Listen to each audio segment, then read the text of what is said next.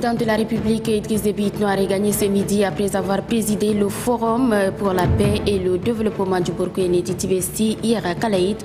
Idriss Déby Itno a été chaleureusement accueilli à son arrivée à l'aéroport international Hassan Diamous de N'Djamena.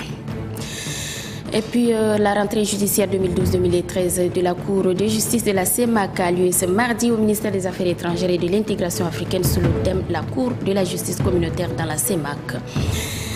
Pour rendre accessible l'électricité à tous les ménages tchadiens et lutter efficacement contre la fraude, le gouvernement tchadien vient de baisser les prix d'électricité de 37%. À suivre le constat d'une de nos équipes. Voilà pour le sommaire, mesdames et messieurs. Bonsoir et bienvenue dans cette édition. À la une de l'actualité ce soir, de retour de Kalaït où il a présidé les travaux du Forum sur la paix et le développement du BET. Le chef de l'État, Idriss Déby Itno, a été accueilli en grande pompe ce mardi à l'aéroport international Hassan Diamous de N'Djamena.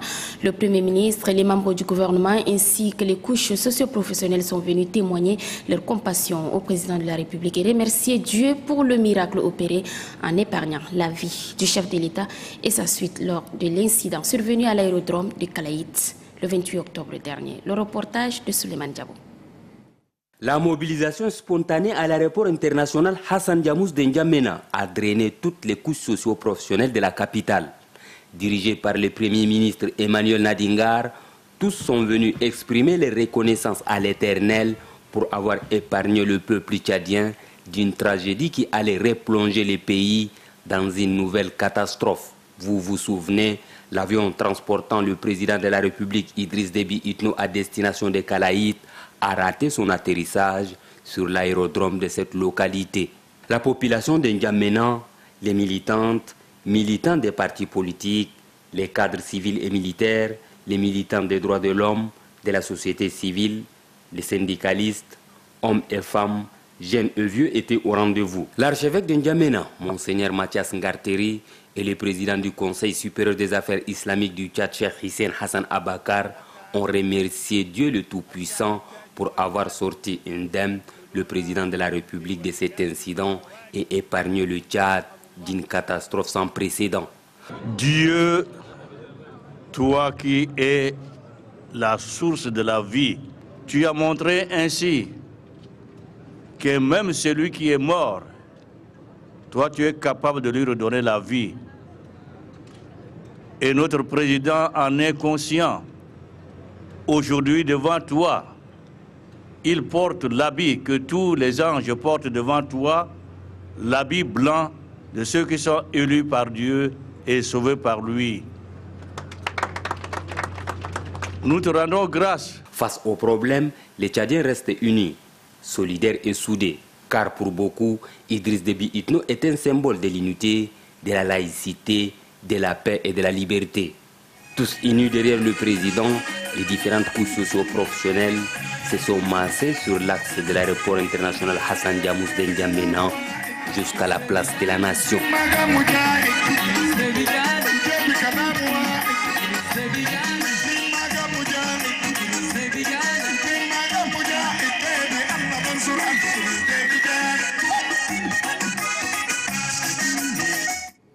Au nom du peuple tchadien, le Premier ministre Emmanuel Nadingar a tout d'abord remercié Dieu avant de louer le courage du chef de l'État, le chef du gouvernement dans des propos recueillis par Souleymane Diabo.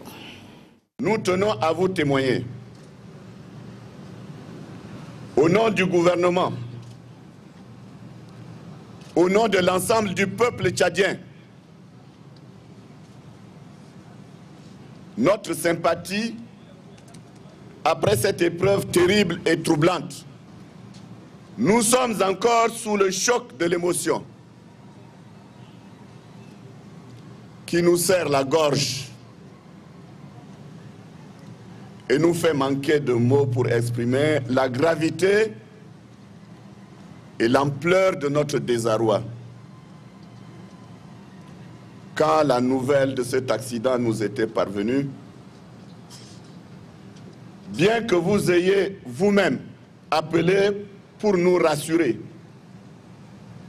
et pour tranquilliser la population, Dieu merci. Excellence, Vous êtes un miraculé, un béni de Dieu.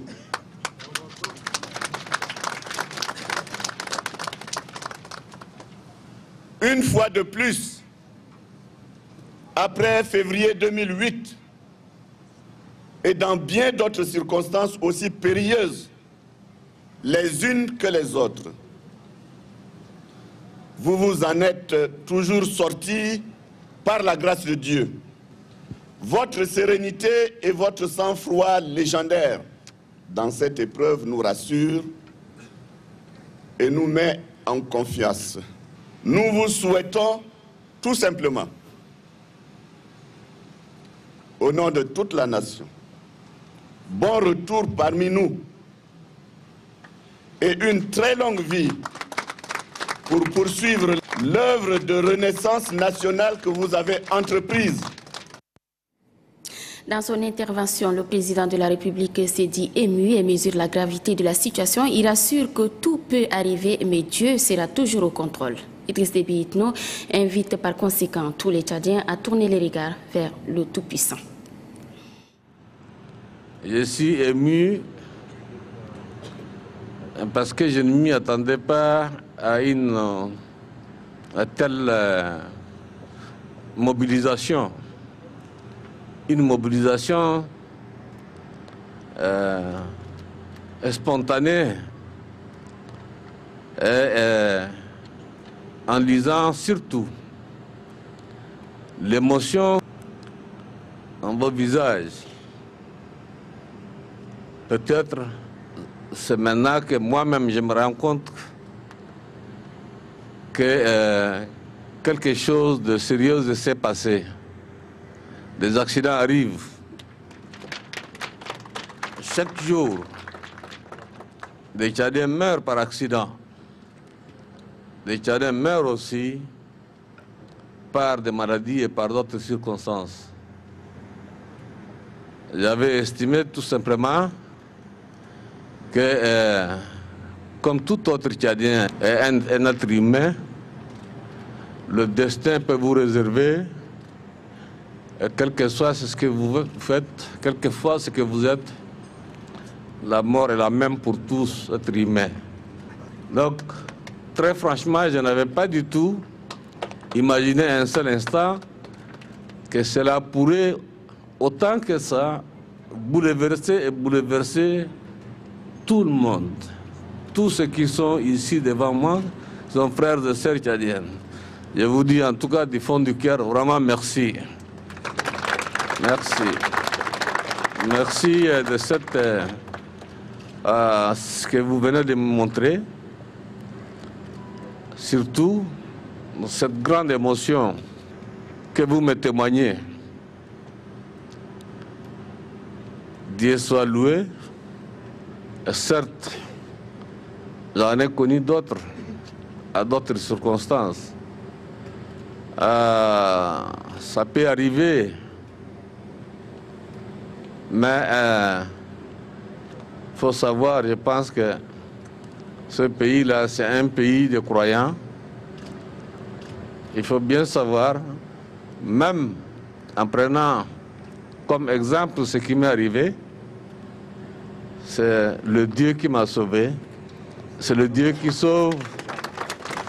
Et nous devrions tous retourner vers le Dieu et reconnaître en lui comme le seul sauveur, et en tenant la vie des hommes et des entre ses mains.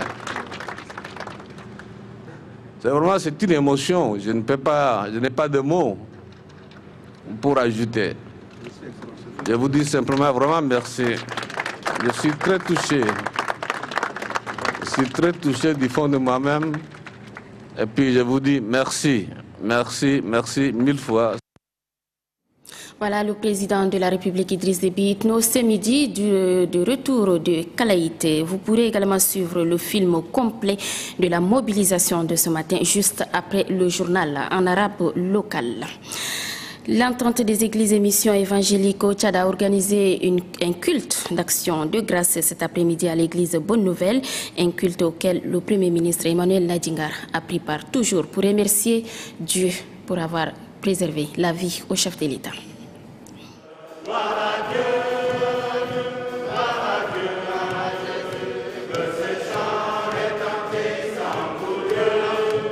C'est d'une voix commune que les chrétiens de l'entente des églises évangéliques ont rendu grâce à Dieu pour avoir protégé le président de la République et sa délégation lors de l'incident survenu à l'aérodrome de Kalaït. Ce culte spécial témoigne de la sympathie des Tchadiens pour le chef de l'État, garant de la laïcité, de l'unité des fils du Tchad.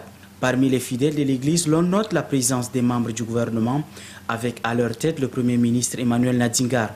C'est à travers des chants, louanges et autres adorations que ces chrétiens ont exprimé leur reconnaissance à Dieu. Dans leur prêche, pasteurs et anciens de l'Église se sont relayés à l'autel pour inviter les fidèles à la prière permanente à l'endroit des autorités qui œuvrent inlassablement pour la sécurité et la quiétude au Tchad. Le Premier ministre Emmanuel Nadingar a ajouté que la voix du peuple est celle de Dieu. C'est dire que le président de la République a encore de beaux jours devant lui, car il a la bénédiction de tout un peuple. Retour à présent sur l'accident de l'avion présidentiel à proprement dit dans ce reportage signé Bethel Niaro. Il est 16h ce dimanche 28 octobre. Un point brille à l'horizon. C'est l'avion transportant le président de la République, Idriss Déby Itno, venu présider le forum sur la paix et le développement de Kalaït. Mais à peine avoir touché le sol, le Beechcraft 1900 rate son atterrissage.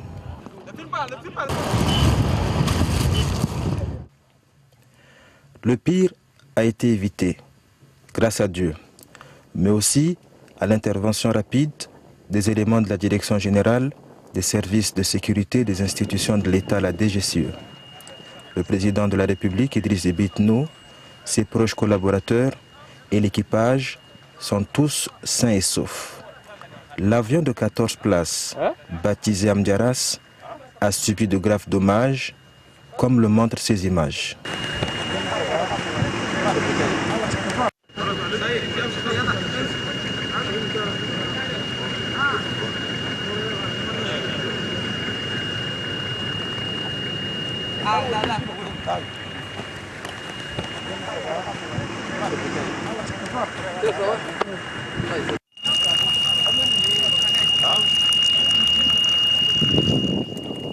Selon les témoignages, le pilote aurait atterri très tôt, sur un banc de sable, et a parcouru près de 180 mètres avant de s'arrêter dans sa folle course.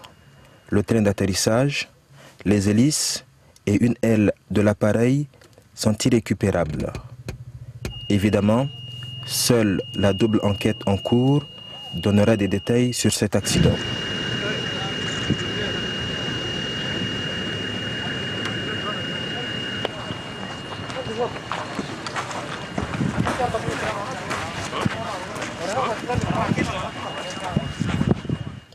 Mais ce qui est sûr, toutes les personnes présentes à l'aéroport de Kalaït ont poussé un ouf de soulagement en voyant sortir le président de la République indemne. Dans la foulée, le chef de l'État Idriss Déby Itno décide de poursuivre normalement son séjour dans la région. Des témoignages et signes manifestes de soutien lui sont exprimés de l'aéroport à sa résidence.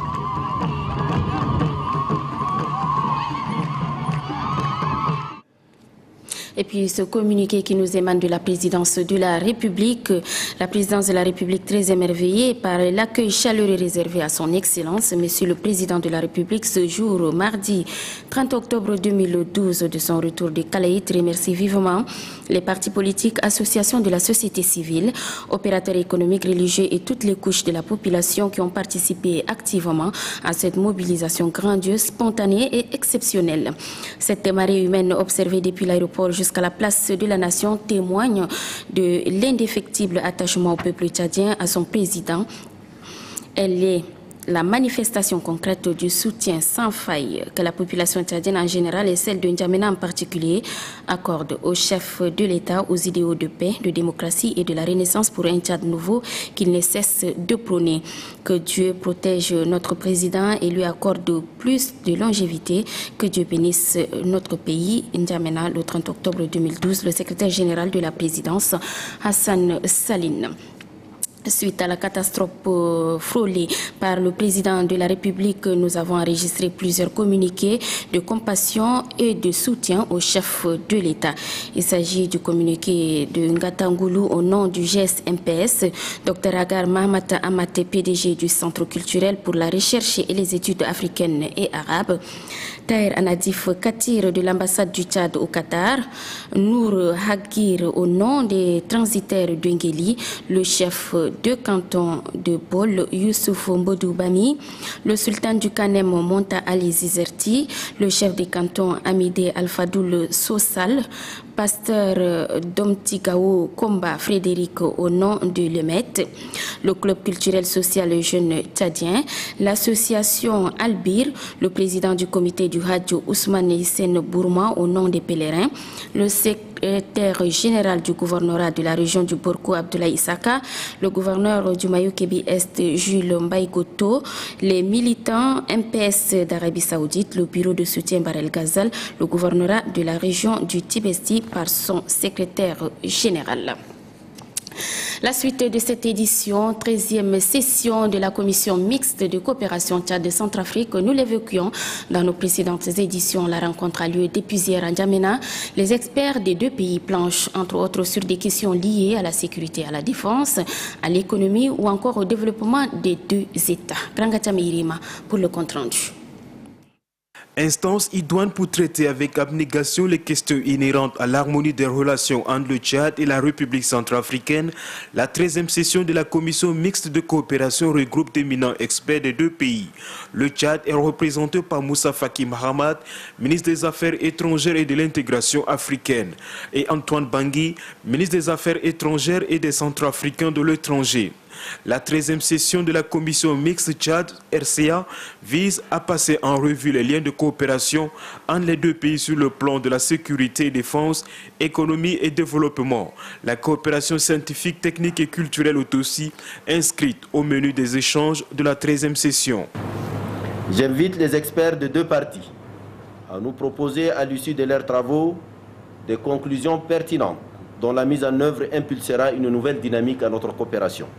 Pour la partie centrafricaine, les résultats issus de ces échanges seront bénéfiques. Je voudrais me laisser rassurer à cet égard par la qualité du travail préparatoire de nos experts, tant centrafricains que tchadiens, au vu de dossiers qui sont soumis à nos échanges. Les experts tchadiens et centrafricains sont donc conviés à un impérieux exercice, celui d'analyser et de faire des propositions concrètes en vue de bâtir une coopération exemplaire. La 13e session de la commission mixte de coopération Tchad-République centrafricaine sera sanctionnée par un communiqué final et des recommandations. Et puis, je vous le disais en titre de ce journal, la Cour de justice de la Communauté économique et monétaire de l'Afrique centrale, CEMAC, a fait sa rentrée judiciaire 2012-2013 ce 30 octobre au ministère des Affaires étrangères et de l'intégration africaine sous le thème « La place de la Cour de justice communautaire dans la CEMAC ». C'est le ministre des Affaires étrangères et de l'intégration africaine, Moussa Faki Mahamat, qui a représenté le chef de l'État à la cérémonie ce matin. Adoumbaye Hortense signe le compte-rendu. Pour l'année judiciaire 2012-2013 de la Communauté économique et monétaire de l'Afrique centrale, le focus est mis sur la place de la Cour de justice communautaire dans la CEMAC. Ouverte officiellement par le premier vice-président de la Cour de justice de la CEMAC, Jean-Mongo Atchouaï, c'est le ministre des Affaires étrangères, Moussa Faki Mahamat, qui a représenté le président de la République. Le bilan de travail accompli l'année dernière est jugé positif au sein de chaque juridiction, mais en attendant la fin de la transition juridictionnelle, la Cour de justice de la CEMAC fonctionnera suivant ses programmes habituels. La réquisition préliminaire prononcée par l'avocat général traduit clairement le rôle de la Cour de justice de la CEMAC auprès des institutions de la communauté. La Cour joue un rôle d'information et de conseil à l'égard du Parlement, de la Commission de la CEMAC et du Conseil des ministres par le biais du rapport sur l'exécution du budget de la communauté qu'elle leur adresse chaque année et par le biais du rapport annuel exposant le résultat général des travaux et des observations qu'elle estime devoir formuler en vue de la réforme et de la gestion des deniers communautaires. Pour le premier président de la Cour de justice de la CEMAC, l'année judiciaire 2012-2013 constituera une transition légale entre l'actuelle Cour de justice et les futures cours qui seront installées. Cette installation commence par la prise de service consistant à la prestation de serment des nouveaux juges en tenue d'apparat en audience solennelle par juridiction. La date de cette cérémonie reste non encore fixée en raison de plusieurs démarches à effectuer auparavant, notamment la nomination des 10 juges et leurs conditions d'installation.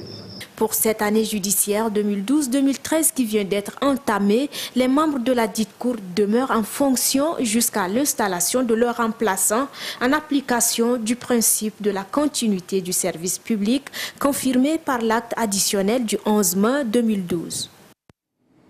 Troisième revue trimestrielle de la performance du portefeuille des projets financés par la Banque africaine de développement BAD. Les travaux ont lieu ce matin. Ils portent sur l'appréciation de la gestion des projets financés par cette institution bancaire au Tchad. Kadnouba Théophile. Analyser le système de gestion des projets financés par le groupe de la Banque africaine de développement BAD afin d'identifier les contraintes majeures qui entravent la bonne exécution des 10 projets. Tel est l'objectif recherché par le bureau de la BAD à travers les travaux de cette troisième revue trimestrielle du portefeuille de la BAD au Tchad.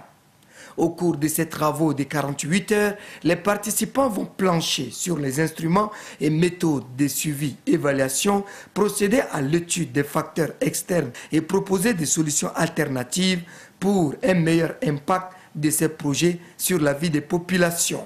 Il est donc urgent et impérieux que des solutions puissent être trouvées rapidement pour permettre une utilisation efficiente et rapide des importantes ressources mises à la disposition des populations les plus pauvres du Tchad.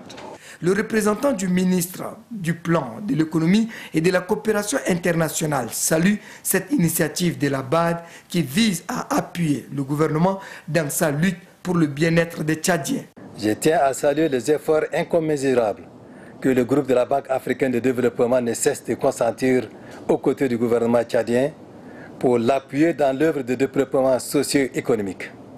Le portefeuille actuel des projets et programmes du Tchad, appuyé par la BAD, est composé de 10 opérations pour un engagement total de 128,6 milliards de nos francs.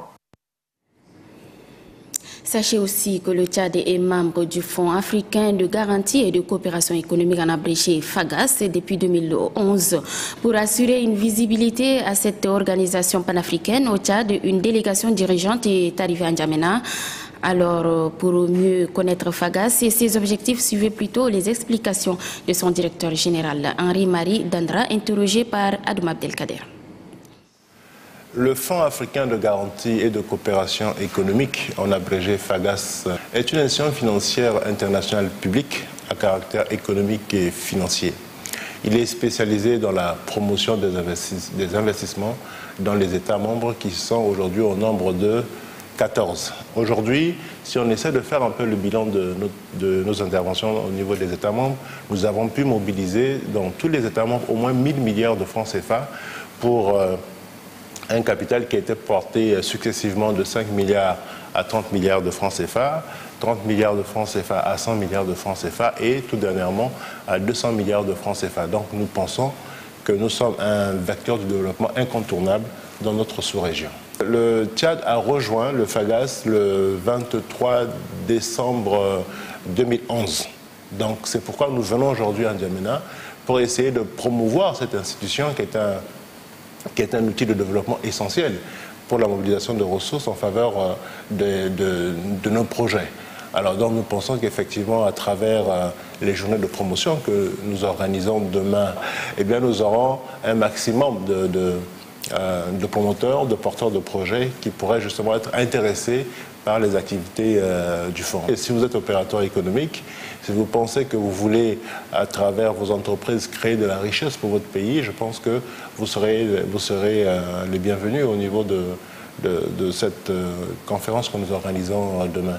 Ça va du banquier à l'agriculteur, au menuisier, au planteur, à tous ceux qui exercent dans le circuit économique du Tchad, dans n'importe quel domaine que ce soit. Wadi Djedid, dans la région du Bata, s'apprête à abriter la première édition de la fête nationale des transhumants. À quelques jours des festivités, la Commission nationale chargée des activités mène une campagne de sensibilisation et identifie les sites devant abriter les différentes activités. Doba Robert est notre envoyé spécial, son reportage. À quelques jours de la célébration de la première édition de la fête nationale des transhumants, la Commission nationale chargée des festivités identifie les sites devant abriter les différentes activités. C'est ici que les jokers vont se disputer les prix pour les courses hippiques et camélines.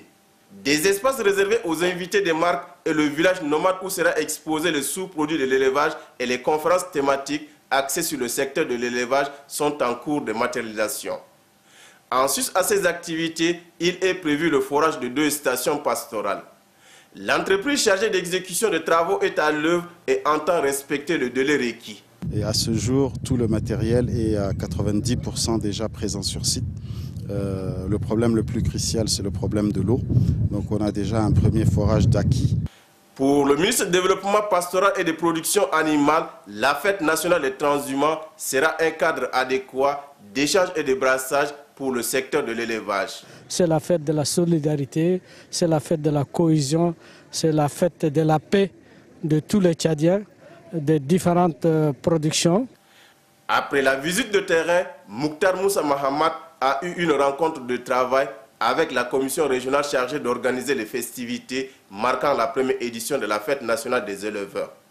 Il leur a été recommandé de mener une campagne de sensibilisation et de mobilisation dans les différents fériques.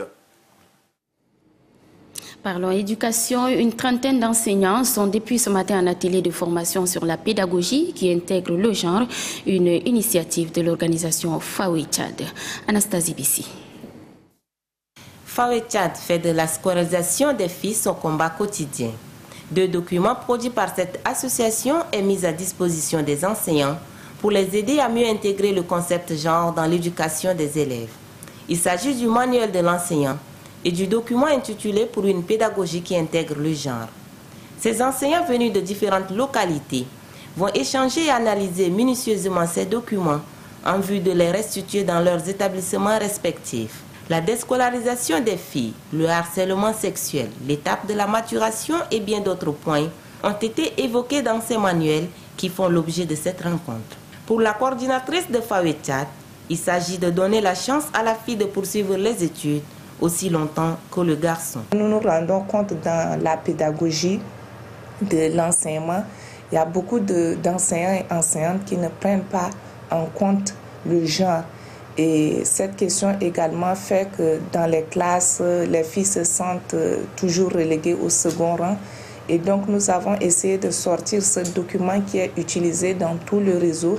Nous formons donc des enseignants à cette pédagogie. Et dans certains pays où ça a été déjà expérimenté, on a remarqué donc une nette amélioration du taux d'accès de la fille à l'école et du taux de maintien. Cette rencontre est la 2e du genre. Fawe Tchad entend multiplier la sensibilisation afin que l'accès des filles à l'école sur toute l'étendue du territoire national soit une réalité. La campagne de vaccination contre la méningite A se poursuit à travers le pays. Dans la région du Logone occidental, c'est le gouverneur Haroun Saleh qui a donné le coup d'envoi de cette campagne en présence des autorités administratives et traditionnelles. Marale Joséphine.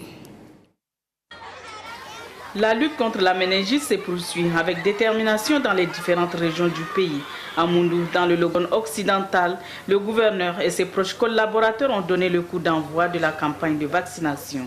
Cette opération, qui s'étendra jusqu'au 5 novembre prochain, concerne les jeunes âgés de 1 à 29 ans. Tous ces enfants, une fois vaccinés avec Menafrivac, sont automatiquement immunisés contre cette maladie mortelle, et ce pour 10 ans. Le lancement de cette campagne a réuni tous les acteurs impliqués dans la gestion du système sanitaire au Tchad, notamment l'Organisation mondiale de la santé OMS, le Fonds des Nations unies pour l'enfance UNICEF et bien d'autres.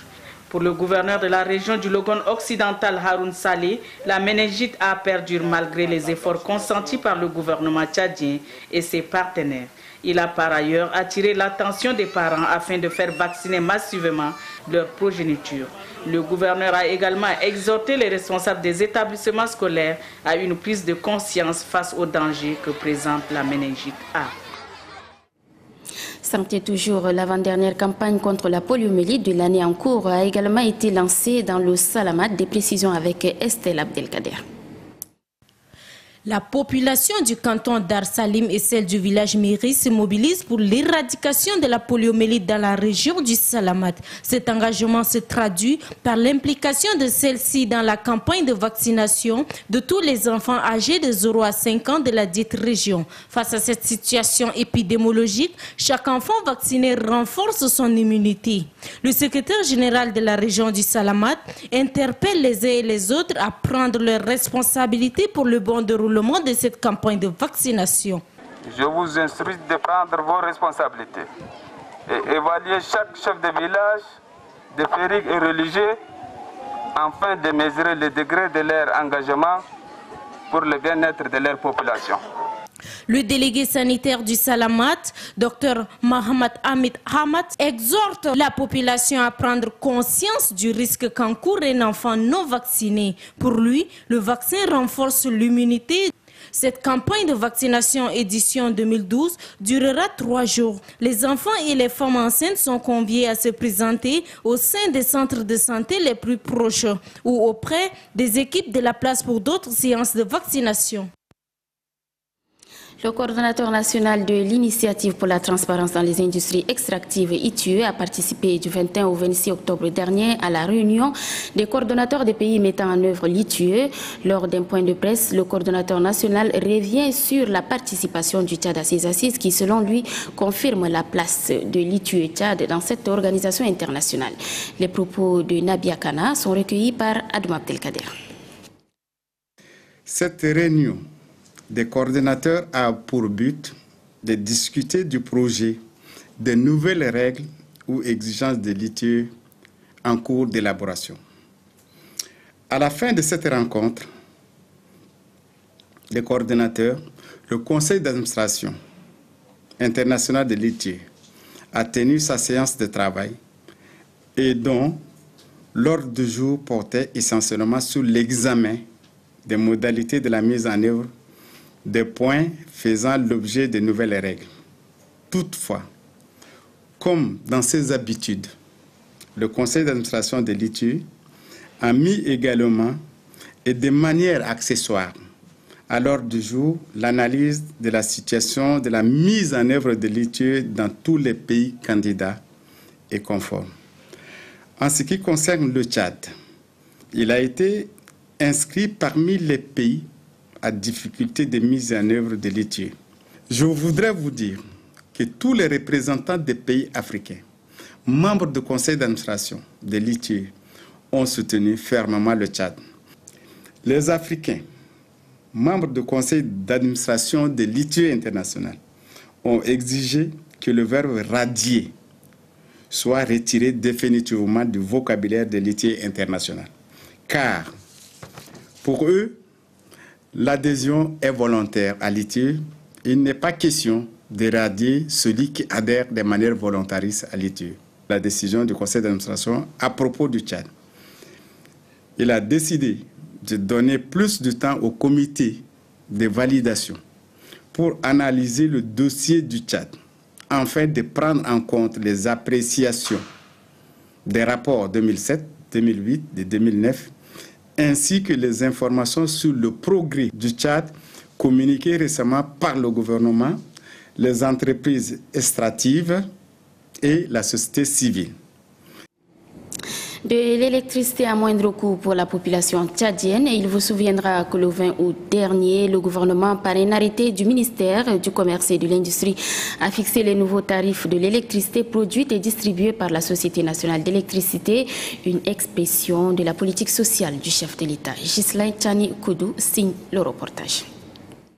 L'énergie électrique, un levier du développement socio-économique d'une nation. Après analyse des conclusions des travaux de la commission interministérielle sur la situation du secteur de l'électricité au Tchad, créée en mars 2012, le gouvernement a revu en baisse les prix de l'électricité par kilowattheure. Selon le ministre de l'Énergie et du Pétrole, c'est une expression de la politique sociale du chef de l'État. Pour la mise en œuvre de cette politique sociale à l'ère de la Renaissance, il est tout à fait logique que l'électricité soit disponible et accessible au plus grand nombre de nos populations. De la basse à la moyenne tension et suivant les différents usages, le prix du kilowattheure varie de 85 à 125 francs CFA. Pour le ministre de l'Énergie et du Pétrole, le gouvernement tchadien ne compte pas en rester là. D'autres gigantesques projets d'énergie électrique sont en vue.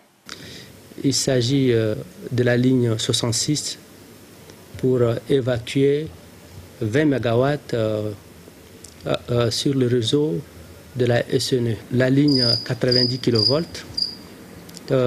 qui constitue une boucle autour de notre capitale. 4000 lampadaires sont prévus dans ce projet. Le projet d'électrification intensif périurbaine consiste à faire bénéficier nos populations de 12 500 branchements. Nous avons aussi le projet dont l'appel d'offres vient d'être lancé, celui d'électrification de 33 villes et villages. Un projet d'interconnexion et d'électrification transfrontalière entre le Tchad et le Cameroun est aussi en cours. Mais Brahim Al-Khalil Hileou souligne qu'avec les projets d'énergie électrique lancés par le gouvernement, le Tchad sera un grand pourvoyeur d'électricité dans la sous-région. Et puis ce communiqué avant de nous séparer, il nous émane du Conseil national du patronat tchadien. Il est ainsi libellé. Nous avons pris connaissance avec stupéfaction et surprise du communiqué de l'UST appelant les travailleuses et travailleurs du secteur privé à observer une grève sèche le mercredi 31 octobre 2012. Notre surprise est d'autant plus grande que dans le communiqué, il est fait mention de la mauvaise volonté de certains employeurs du secteur privé à faire aboutir les dispositions du décret 1111. Le CNPT rappelle que par communiqué conjoint signé par les centrales syndicales, UST, CLTT et le CNPT, un accord pour l'application de ces mêmes dispositions est intervenu en date du 16 décembre 2011. À notre connaissance et à date, toutes les entreprises membres de notre organisation, en accord avec les représentants de leur personnel, ont pris toutes les mesures pour mettre en œuvre toutes les dispositions du décret 1111. Par conséquent, il n'y a pas de raison, encore moins de base légale, à lancer un tel mot d'ordre de grève. Le CNPT informe que toutes les entreprises resteront ouvertes demain, mercredi 31 octobre 2012, et invite le personnel à être présent à son poste de travail. Le communiqué porte la signature du président du CNPT, Mohamed Adoum Ismaël. Voilà, mesdames, messieurs, c'est la fin de ce journal un peu plus long que d'habitude. Actualité oblige. Merci à toutes et à tous de l'avoir suivi. Très bonne suite de programme. À demain, s'il plaît à Dieu. Bonsoir.